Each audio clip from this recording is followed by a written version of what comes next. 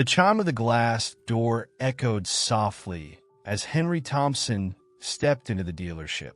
The bustling New York City traffic behind him quickly faded into the polished silence of the showroom. The gleaming cars, neatly lined up under bright lights, reflected a kind of wealth and power that Henry had grown accustomed to in his earlier years. But today, dressed in his simple gray coat, worn-out loafers, and a flat cap that had seen better days, he blended into the background like an afterthought. He looked around, his eyes filled with curiosity and excitement. This wasn't just any visit to a dealership. For Henry, it was a long overdue realization of a dream.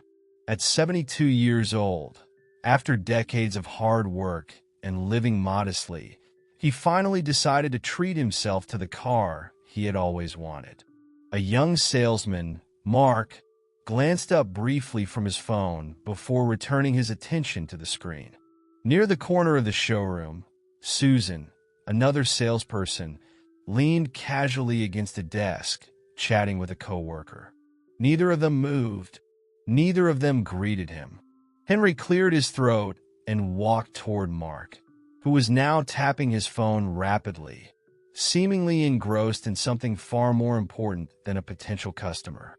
"Excuse me," Henry said, his voice kind but firm. Mark barely looked up.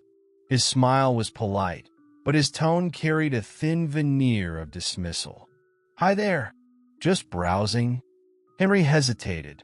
"Actually, I'm looking to buy a car. I've got my eye on one of those luxury sedans you've got here." He gestured toward a sleek black model displayed prominently in the center of the showroom. Mark's eyebrow lifted slightly, his skepticism almost palpable. "Oh, well, those are pretty high-end. Maybe you'd be more comfortable looking at something, simpler? We got some pre-owned vehicles in the back." Henry's polite smile faltered. "No, I'm interested in the sedan," he said again with quiet insistence.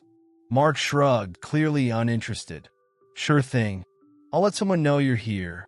He gestured vaguely towards Susan and walked away, his attention already back on his phone. Henry stood there for a moment, a faint flush creeping into his cheeks. He wasn't one to make scenes or raise his voice, but the blatant disregard stung. He approached Susan next, hoping for a better response. "Hi," he began, smiling gently. "I'd like some information on the luxury sedan over there." Susan turned to him with a practiced smile that didn't reach her eyes. Her gaze flickered briefly to his coat, his shoes, and then back to his face. "Those models are quite expensive, you know. Maybe you should start by looking at our financing options first." Henry straightened his posture, his tone still calm, but tinged with disappointment. "I don't need financing. I'd like to know more about the car itself." Susan's expression froze for a split second, but she quickly recovered. "Of course," she said, her tone dripping with feigned politeness. "I'll find the brochure for you." She walked away, taking her time, and Henry was left standing alone. He glanced around the showroom, noticing how the other customers were greeted warmly, ushered toward vehicles, and offered beverages. The stark contrast wasn't lost on him. When Susan returned, she handed him a brochure without making eye contact. "All the details are in there," she said. "If you have questions, let me know." "Thank you," Henry replied softly, taking the glossy paper. He spent the next few minutes walking around the car, running his hand along its sleek exterior. It was just as stunning as he had imagined. But the joy of the moment was overshadowed by the cold reception he had received. As he made his way toward the exit, he glanced back one last time. Mark and Susan were chatting and laughing, paying no attention to him. The other staff members didn't seem to notice him either. Outside, the crisp winter air hit his face, and he took a deep breath. He wasn't angry. Henry had faced worse in his life, but he couldn't help feeling disappointed. The world had changed so much since he was young, yet moments like this reminded him of how little some things have progressed. People still judged others by appearances, making snap assumptions without a second thought. As he walked down the bustling sidewalk, a thought began to form in his mind. He didn't want revenge or to make a scene. No, Henry was a man who believed in quiet, meaningful actions. And as the idea took shape, a small smile played on his lips. Maybe it's time for something different, he murmured to himself, his voice nearly lost in the noise of the city. The faint hum of Henry's footsteps echoed through the quiet halls of his brownstone in Brooklyn as he entered his home. The warmth of the space, filled with the familiar smell of aged wood and leather, greeted him like an old friend. His home was a reflection of the man he was, simple yet refined. While the outside world might judge him by his modest appearance, the truth of Henry Thompson was far more complex. Sitting down in his favorite armchair by the window, he removed his cap and placed it neatly on the side table. His eyes drifted to a photograph hanging above the fireplace. A black and white image of a younger Henry standing proudly in front of a newly built apartment complex. His first project, the building that had launched a career spanning decades in the real estate business. Back then, Henry had been a force to be reckoned with, a visionary who built not just structures but opportunities. He had come from nothing, growing up in a small southern town where poverty was the norm and ambition was a luxury few could afford. Yet, through sheer determination and an unwavering work ethic, he had climbed his way to success. But success had never changed Henry.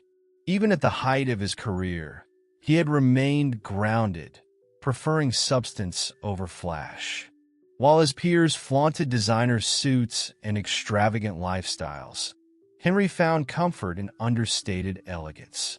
He drove practical cars, lived in a home that was far from ostentatious, and valued integrity above all else. After decades in the industry, he had retired quietly, stepping away from the spotlight to enjoy a slower pace of life. Though he had handed over the day-to-day operations of his business to a trusted team, he still held significant influence. His wealth was vast, though few knew the extent of it, and that was just the way Henry liked it. Tonight, however, the events at the dealership lingered in his mind. He wasn't angry, at least not in the way most people would expect. Instead, he felt a deep sadness, not for himself, but for the kind of world where judgment based on appearances was still so pervasive. As the evening wore on, Henry found himself reaching for the folder he had brought home from the dealership. He flipped through the glossy pages of the brochure, studying the car he had admired earlier. It was everything he wanted: sleek, powerful, and timeless. But as he turned the pages, his thoughts wandered back to the dismissive attitudes of Mark and Susan. They couldn't see past the coat, he murmured, shaking his head slightly. The next morning, as sunlight streamed through the windows, Henry sat at his desk with a cup of coffee. His mind was clear, and his resolve was strong. Years of running a successful business had taught him one invaluable lesson: actions speak louder than words.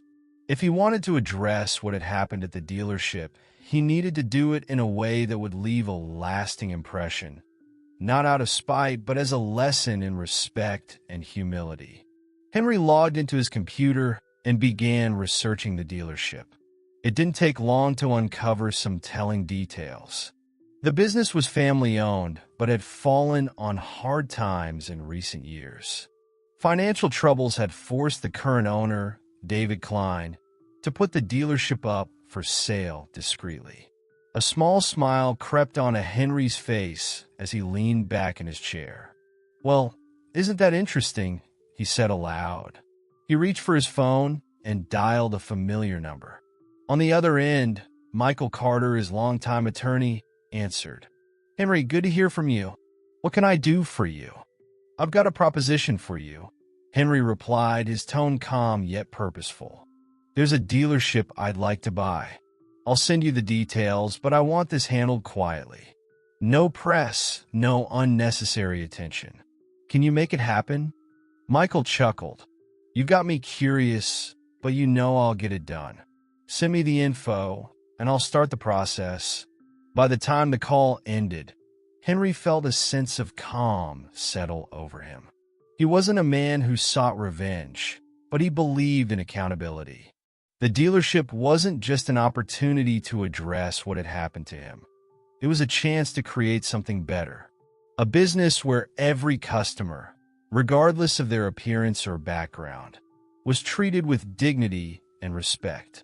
That evening, as he reviewed the documents Michael had sent over, Henry's mind wandered to the faces of Mark and Susan. He wasn't looking to humiliate them, but he did hope this experience would teach them something.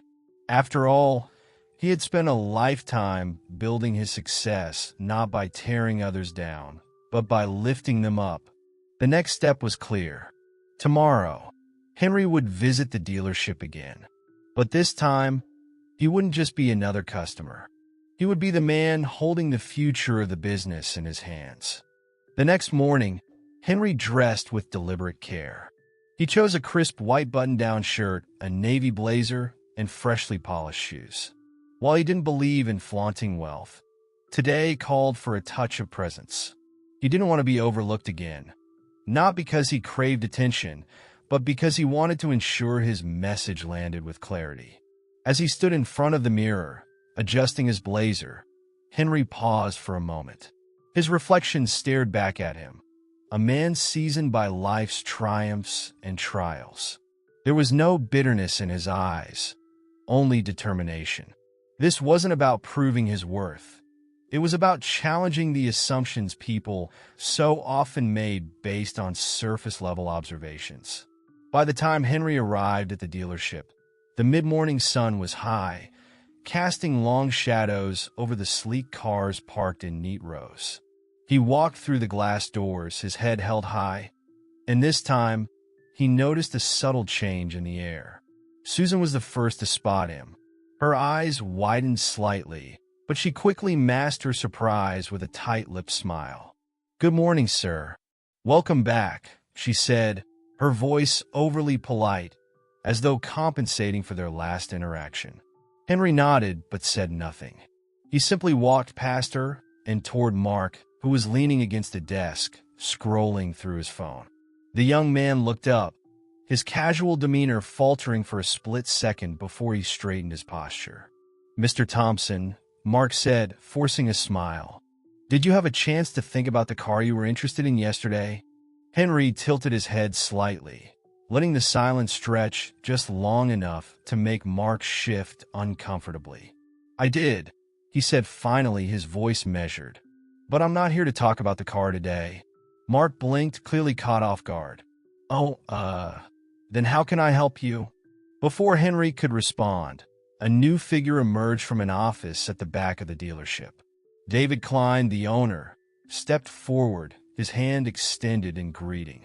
David was a middle-aged man with graying hair and a firm handshake that spoke of years in the business. "Mr. Thompson," David said warmly, "I'm David Klein, the owner of this dealership. I understand you visited us yesterday." Henry shook his hand, his expression unreadable. "I did, and I'm glad to see you here today, Mr. Klein. There's something important I'd like to discuss with you." David glanced at Mark and Susan, who were both hovering nearby, trying to eavesdrop without being obvious. "Why don't we step into my office?" he suggested, gesturing toward the back. Henry nodded and followed him, leaving the two employees exchanging nervous glances. Inside the office, Henry took a seat across from David, who closed the door behind them. The room was modestly furnished, with a desk piled high with papers and a few framed photos on the walls. "So, Mr. Thompson," David began, leaning forward with an air of curiosity, "what can I do for you?"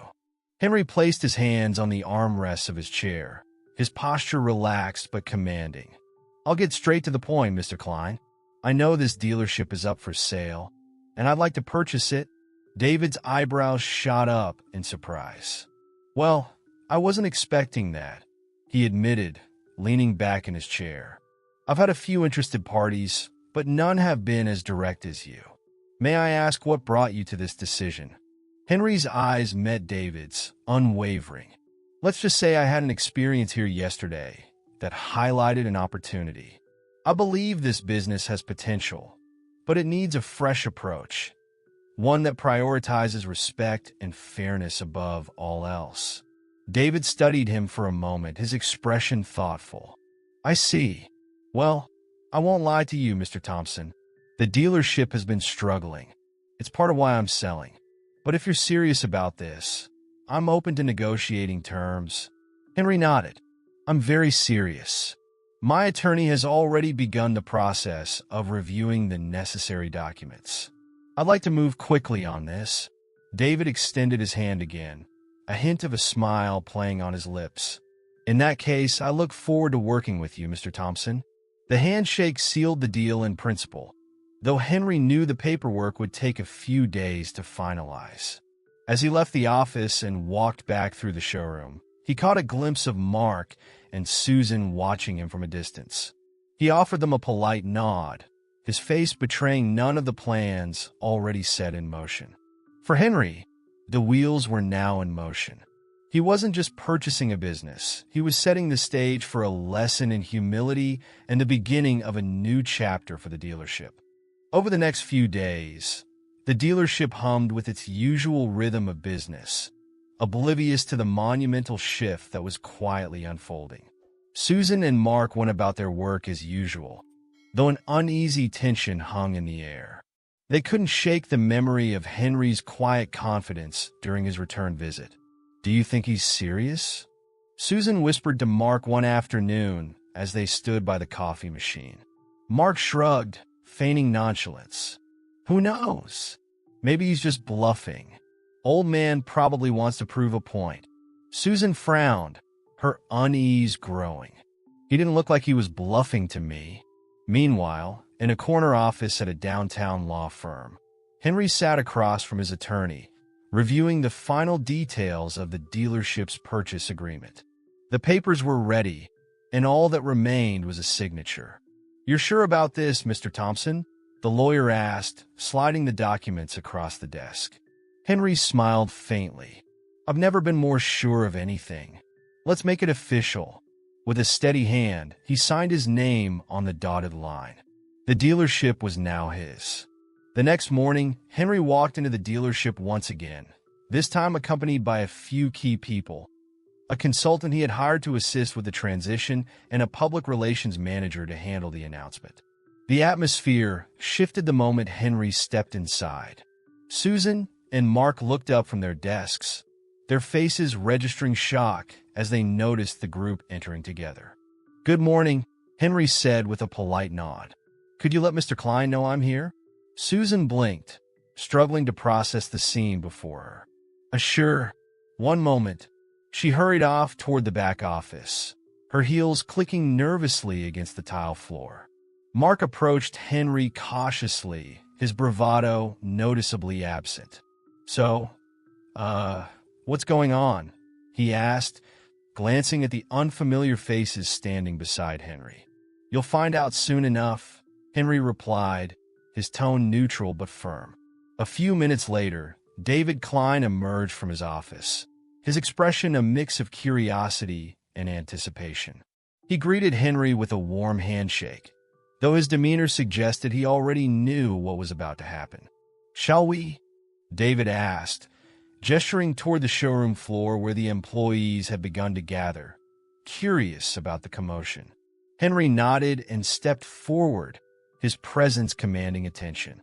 He glanced around the room, taking in the faces of the staff who had once dismissed him so casually.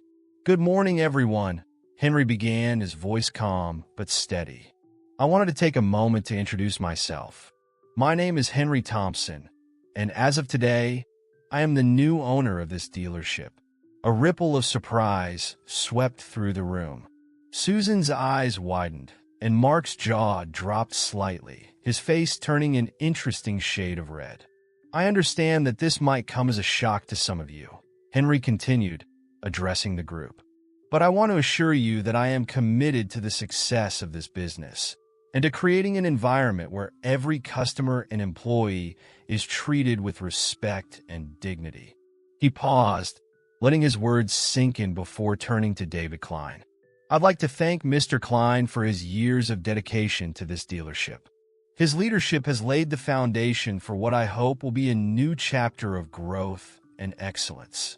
David nodded, offering a polite smile. "The dealership is in good hands," he said simply, before stepping back to let Henry take the lead. Henry's gaze swept across the room, landing briefly on Susan and Mark. "Over the next few weeks, there will be some changes implemented to improve the customer experience and overall operations of the dealership. I expect everyone here to approach these changes with an open mind and a willingness to grow." His tone was firm but not unkind, leaving no doubt that he meant business. "For now, I'd like to meet with each of you individually to understand your roles and perspectives. My goal is to build a team that aligns with the values I believe in." The meeting ended with a round of polite applause, though it was clear that some clapped out of obligation rather than enthusiasm. As the employees dispersed, Susan and Mark lingered near the edge of the room, their expressions a mixture of disbelief and apprehension. "What just happened?" Susan whispered, her voice barely audible. Mark shook his head, still processing the news. "I think we just got a new boss," he muttered, his bravado replaced by uncertainty. Henry watched them from a distance, his face calm but unreadable. He knew this was just the beginning. The real work lay ahead, but he was ready for the challenge. The days following Henry's acquisition of the dealership were a whirlwind of activity. The first order of business was clear. He needed to set the tone and establish a standard for how things would run from now on. He wasn't interested in playing games or allowing anyone to doubt his commitment to the changes he had promised. He spent the first few days meeting with each employee individually.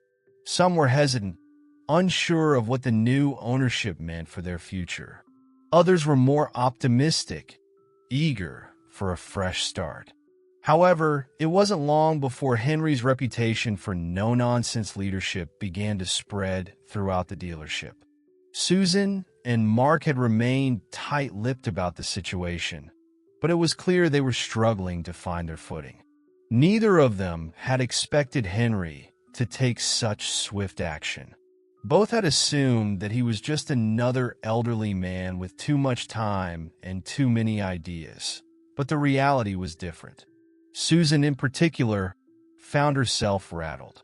The kindness she had shown Henry the day before felt like a distant memory now. She couldn't quite shake the feeling that she had misjudged him, and that had never sat well with her.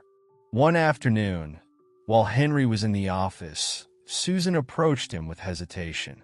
She had questions, doubts swirling in her mind, and the realization that she might need to start over gnawed at her. "Mr. Thompson," she said, knocking lightly on the doorframe of his office. Henry glanced up from the paperwork spread out in front of him, offering her a calm smile. "Susan, come in. What can I do for you?" Susan hesitated for a moment before stepping inside. She closed the door behind her and took a seat across from Henry, unsure of how to start. I just wanted to apologize," she said, her voice uncharacteristically soft. "I didn't realize what I was doing yesterday.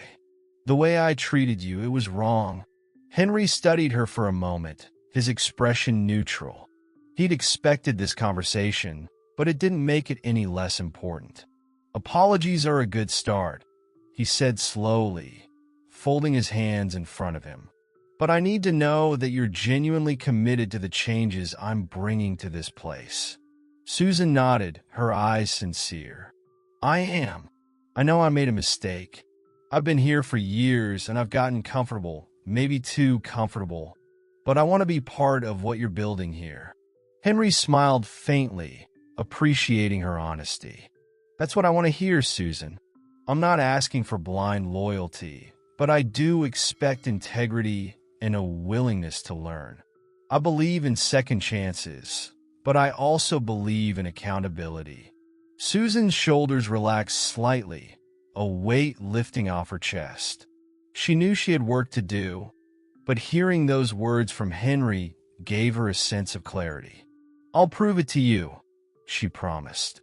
Meanwhile, Mark was still wrestling with a sudden change in the dealership's atmosphere. His usual cocky demeanor had disappeared, replaced by uncertainty.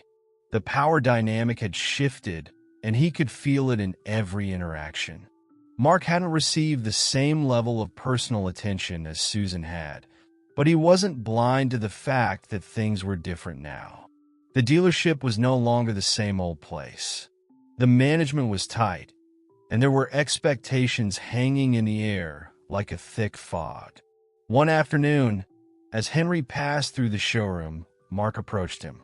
His hands were shoved in his pockets, and his gaze flickered nervously between Henry and the floor. "Mr. Thompson," Mark began, his voice hesitant. "I just wanted to say that, well, I've been thinking about things, and I realize I could have been more professional with you." Henry stopped walking and turned to face him, his expression unreadable. "You think?" he asked flatly. Mark's throat tightened, and he swallowed hard. "Yeah, I do. I've been here a long time, and I guess I just got used to doing things a certain way." Henry nodded, his tone measured. Getting used to things isn't a good reason to let standards slip. We all have a responsibility to hold ourselves to a higher bar, Mark. You're capable of doing better, but it's on you to show me that you want to. Mark's eyes met Henry's, a flicker of understanding passing between them. "I will. I'm not the kind of guy to let this go. I'll prove it." Henry offered a small smile, his voice firm but encouraging. "Then we're on the right path. Show me, Mark." In the following weeks, Henry made it clear that he wasn't here to simply own a dealership. He was here to build a culture. The employees, from salespeople to mechanics, knew that things had changed, even if they didn't fully understand how. Henry wasn't concerned with punishing people for past mistakes. Instead, he was focused on transformation. There would be no tolerance for disrespect, but there would also be room for growth. He continued his individual meetings with employees, focusing on how they could work together to elevate the dealership's reputation. Slowly, the atmosphere began to shift from one of tension to one of collaboration. Employees who had once grumbled about the old ways now found themselves embracing the new direction. Mark and Susan were slowly becoming Henry's strongest allies. Both of them had learned the importance of humility and were eager to prove themselves. They began to work harder, setting higher standards for customer service and team morale. The energy in the dealership was different now. There was a sense of purpose in every task, no matter how small. It was a bright Thursday morning when the first real test of Henry's leadership came to the dealership. A customer named Mr. Turner, a regular who had been coming to the dealership for years, walked in with a complaint.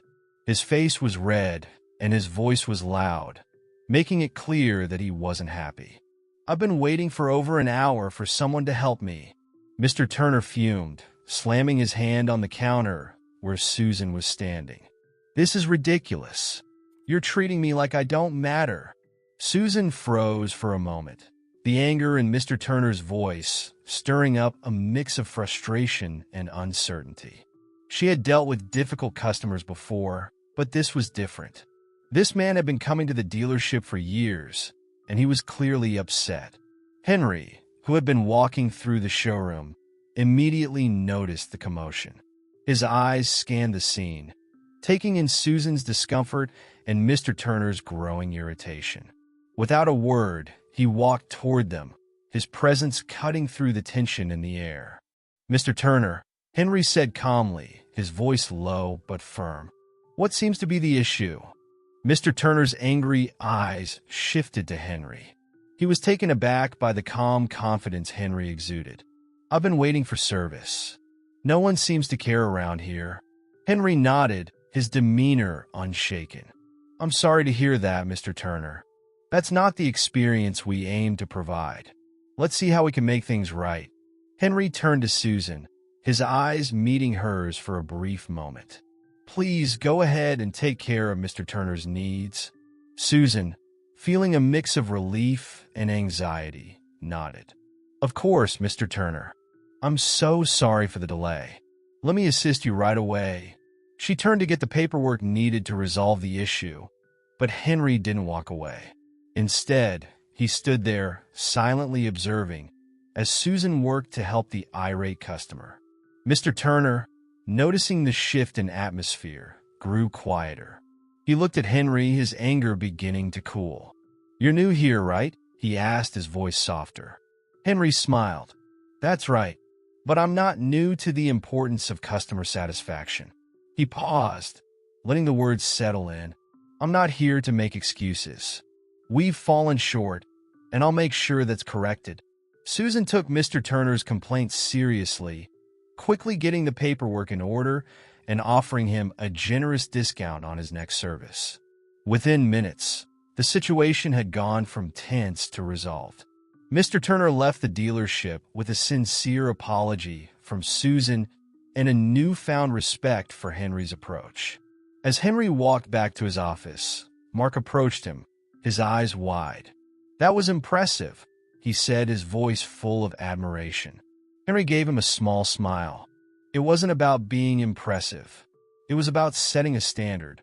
We can't afford to let our customers feel ignored or disrespected." Mark nodded. "I get it. I've never seen a customer treated like that before. You handled it with a lot of class." Henry met Mark's eyes, his expression serious. "It's not about class, Mark. It's about integrity. We do what's right, not because it's easy, but because it's necessary." Mark thought about Henry's words long after their conversation ended.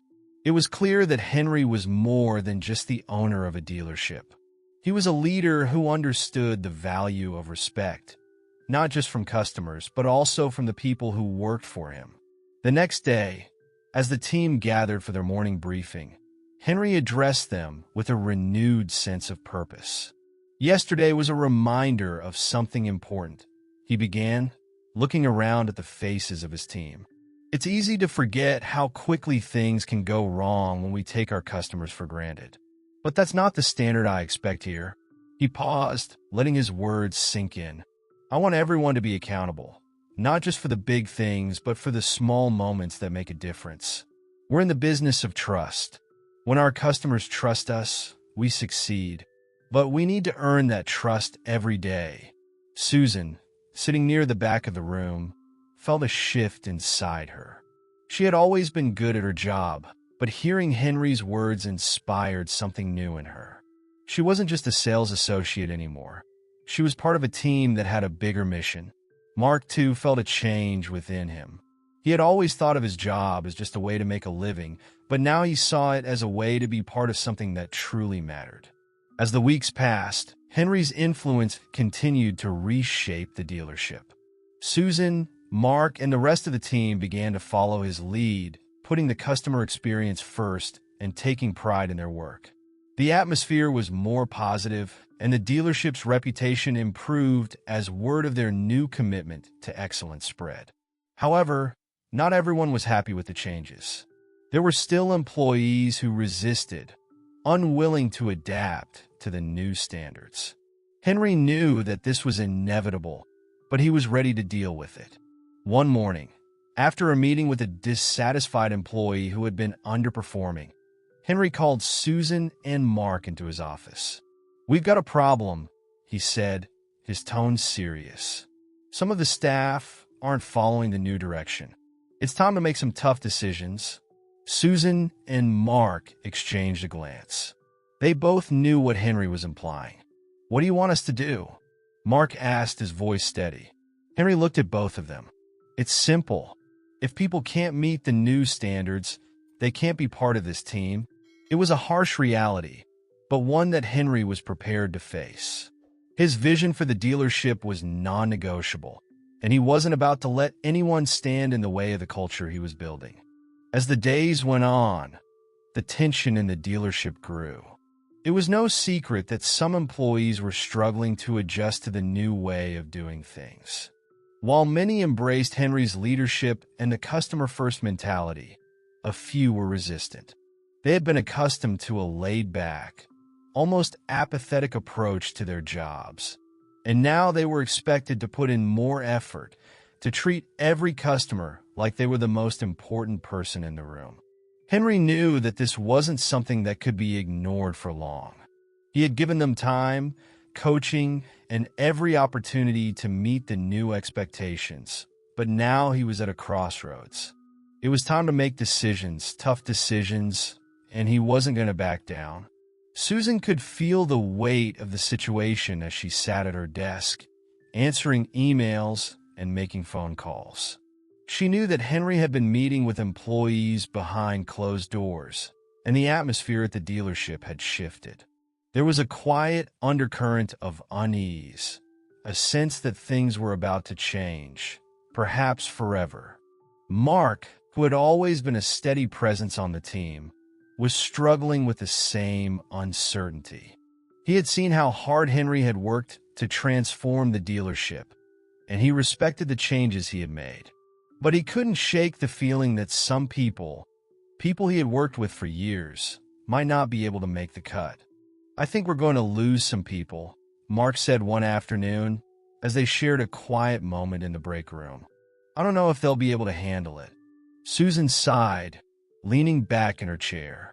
I don't know, Mark. Henry's made it clear that this is the direction we're going in. If people can't keep up, they'll have to go. He's not giving anyone an out. Mark ran a hand through his hair, clearly torn. I get it, but it's still tough. Some of these people have been here longer than we have. It's like we're turning our backs on them. I don't think it's about turning our backs, Susan said, her voice calm. It's about creating a space where everyone can thrive. Henry's not making these changes to hurt anyone. He's doing it because this is what's best for the business. And for us, too. Mark nodded slowly. Yeah, I guess you're right. But it's still hard to watch. The day finally came when Henry called everyone into the main conference room. It was a quiet meeting, with the usual chatter replaced by a nervous tension that hung in the air. The employees filed into their seats, exchanging glances, unsure of what was coming. Henry stood at the front of the room, his presence commanding attention. He had never been one for long speeches, and today was no different.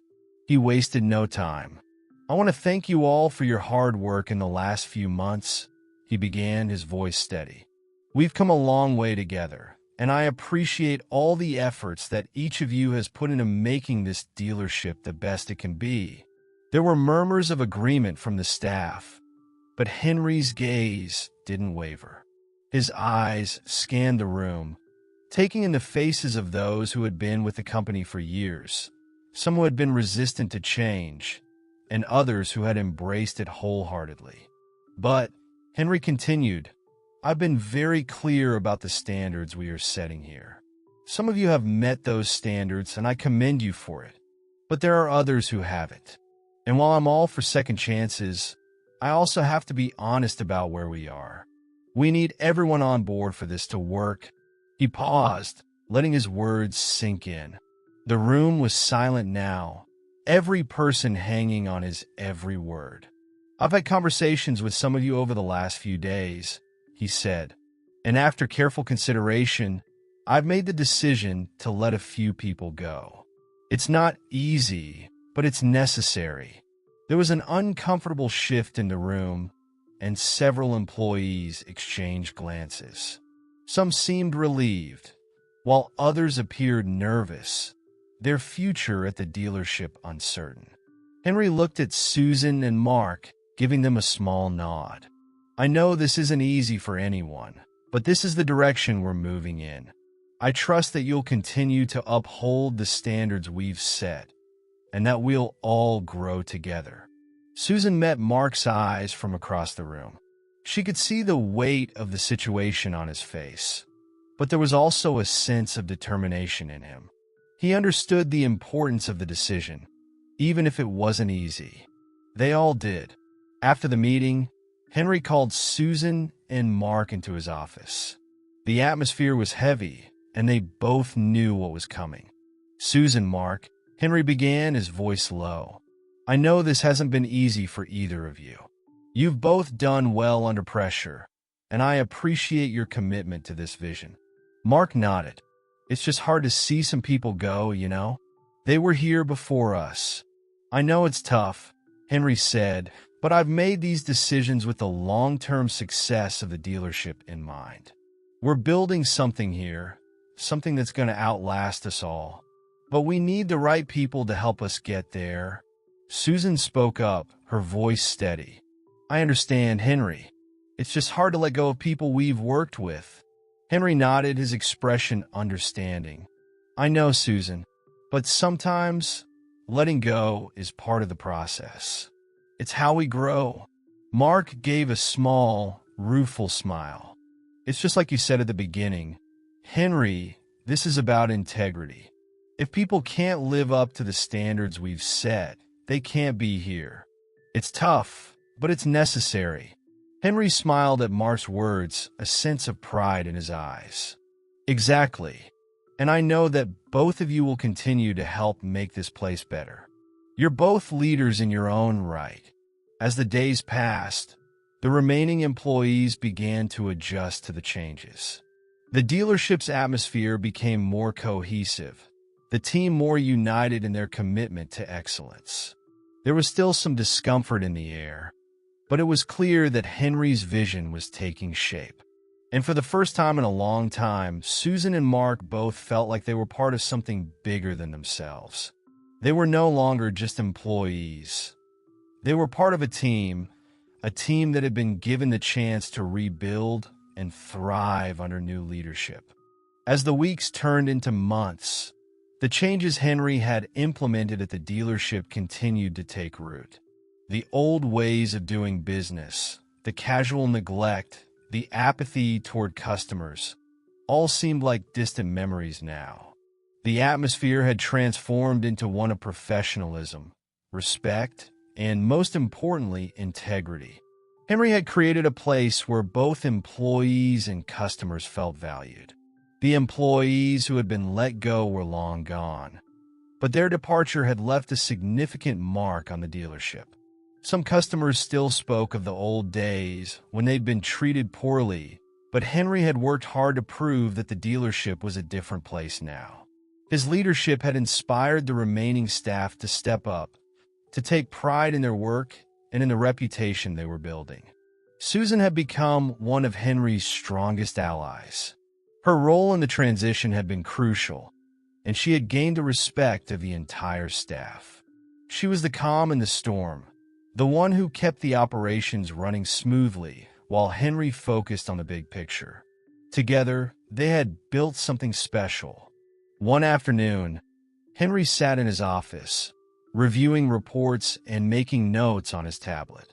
The dealership was thriving. Sales were up, customer satisfaction had skyrocketed, and employees seemed more motivated than ever. He was proud of what they had accomplished, but his thoughts often drifted to that day, his first visit to the dealership when he was treated so poorly. He knew that had been the turning point for him, the moment he realized how much needed to change. Mark entered the office with a cup of coffee in hand, breaking Henry's thoughts. "Got a minute?" "Of course," Henry replied, looking up and gesturing to the chair across from him. "What's up?" Mark sat down, setting the coffee on the desk. "I was just thinking, it's been a while since everything went down. I mean, we've come so far, right? But I think we got to make sure we keep pushing forward. We can't just get complacent." Henry smiled. "You're right. It's easy to fall into old habits. even after you've made all these changes. But we've built a foundation, and now it's about solidifying it, about making sure we're always improving. I agree, Mark said. It's just sometimes I think about those people who got let go. Do you ever regret it? Henry paused, looking out the window for a moment. Regret is a strong word. I didn't want to let anyone go, but I also knew it was necessary. If they weren't willing to embrace the changes, they weren't right for this place. And that's not personal. It's about the business. The culture we're building here is about more than just making sales. It's about respect, about showing people that we care. We owe that to our customers and to each other. Mark nodded. Yeah, I get that. Sometimes I wonder how they're doing now, you know? Henry's smile faded for a moment, but he quickly regained his composure. I hope they find what they're looking for. But for us, we can't dwell on it. We have to keep moving forward. As the conversation shifted back to business, the truth was clear. Henry wasn't just running a dealership. He was shaping a legacy. He had taken something that was broken, something that had been failing both its employees and its customers, and turned it into something that was thriving. He had set a new standard, not just in business, but in life. Integrity, honesty, respect. These weren't just buzzwords. They were the foundation of everything he had built. And as the dealership grew, so did Henry's influence. He had become a respected figure in the local business community, not just because of his success, but because of the way he had transformed the workplace culture. He wasn't just a businessman, he was a mentor, a leader, someone who had taught his employees to believe in themselves, to work hard, and to always do what was right. A few months later, the dealership hosted an event to celebrate its success. Customers, employees, and local business owners gathered to mark the milestones they had reached together. Henry stood at the front of the room, his heart swelling with pride as he looked around at the people who had helped him make his vision a reality. Susan and Mark stood beside him, both of them beaming with pride. The people who had once looked at Henry with skepticism now respected him as a leader. They knew what he had been through, and they knew what he had accomplished. Henry took the microphone, his voice calm, but filled with conviction. When I first walked through these doors, I was treated poorly because of my age. They didn't think I could make a difference, but I believed in this place, and I believed in all of you. Together, we've turned this dealership into something we can all be proud of. There was a round of applause, and Henry smiled, his eyes scanning the crowd. This isn't just my success, it's our success. And I want to thank each and every one of you for believing in what we could achieve. This is just the beginning. As the evening wound down and the guests began to leave, Henry stood by the door, shaking hands and thanking people for coming. Susan and Mark were nearby, talking to some of the employees and enjoying the moment. Henry knew that, despite all the challenges, he had made the right decision. He had taken control of his future and, in the process, had created a legacy that would last far beyond his time at the dealership. He looked at the people around him, his team, and he knew that this was only the beginning. The dealership had a bright future, and so did he. It wasn't just about making money or climbing the corporate ladder. It was about doing things the right way, about treating people with respect and dignity, and about building something that could stand the test of time. Henry had turned a difficult situation into an opportunity to prove that age didn't define a person's worth, and that sometimes a little bit of determination and a lot of heart could change everything. And in the end, that was his true legacy.